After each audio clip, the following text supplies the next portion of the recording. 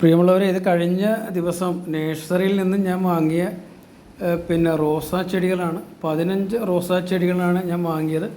ഒരു ചെടിയുടെ വില 20 രൂപ മാത്രമാണ്. ഞാൻ സാധാരണ എപ്പോഴും ചെടികൾ വാങ്ങുമ്പോൾ ഏറ്റവും വില കുറച്ചാണ് വാങ്ങിക്കാറ്. നമ്മൾ നന്നായി പോട്ടിംഗ് മിശ്രിതം തയ്യാറാക്കി ചട്ടിയിലോട്ടൊക്കെ സെറ്റിലേക്ക് നമ്മൾ ചെടികൾ മാറ്റി വെച്ച് കഴിഞ്ഞാൽ വളരെ വേഗം അത് വലുതാകും. നമ്മൾ എന്തിനാണ് വെറുതെ 100, 150, 200 രൂപയൊക്കെ കൊടുത്ത് നമ്മൾ ഈ ചെടികൾ വാങ്ങിക്കുന്നത്? പൈസ വിലയുള്ളതല്ലേ.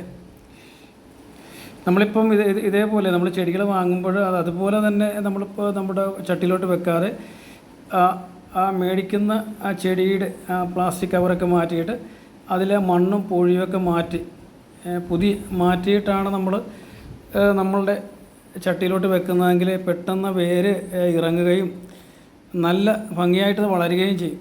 അല്ല എന്നുണ്ടെങ്കിൽ നമ്മൾ നഴ്സറിയിൽ മേടിക്കുന്ന അതേ രീതിയിലാണ് നമ്മൾ കൊണ്ടുവന്ന് വെക്കുന്നതെങ്കിൽ എന്താ പറ്റുന്നതെന്നറിയാമോ?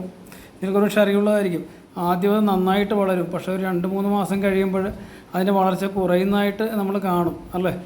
ഉണങ്ങി വരുന്നതായിട്ട് കാണും. അപ്പോൾ നമ്മളിത് പയ്യെ ആദ്യം ഒന്ന് പിടിച്ച് പൊക്കിക്കഴിഞ്ഞാൽ പെട്ടെന്ന് ഇങ്ങോട്ട് പോരും, കാരണം വേരൊന്നും ഇറങ്ങുന്നില്ല. അപ്പോൾ നിങ്ങൾ റോസ് പ്ലാന്റ് മാത്രമുള്ള ഏത് ചെടികളോ അല്ലെങ്കിൽ ഫ്രൂട്ട്സ് പ്ലാന്റ്സോ ഒക്കെ മേടിച്ചാലും നമ്മൾ അതുപോലെ തന്നെ അത് വെക്കാതെ അതിലത്തെ പൂഴിയും മണ്ണും ഒക്കെ കുറേയെങ്കിലുമൊക്കെ കളഞ്ഞിട്ട് വെച്ച് കഴിഞ്ഞാൽ അത് വളരെ ഭംഗിയായിട്ട് വളരും. ഇവിടെ നല്ല ഭംഗിയുള്ള ചെടികളാണ്, അല്ലേ? നമ്മുടെയൊക്കെ വീടുകളിൽ റോസ് പ്ലാന്റ് ഒരുപാട് വേണം.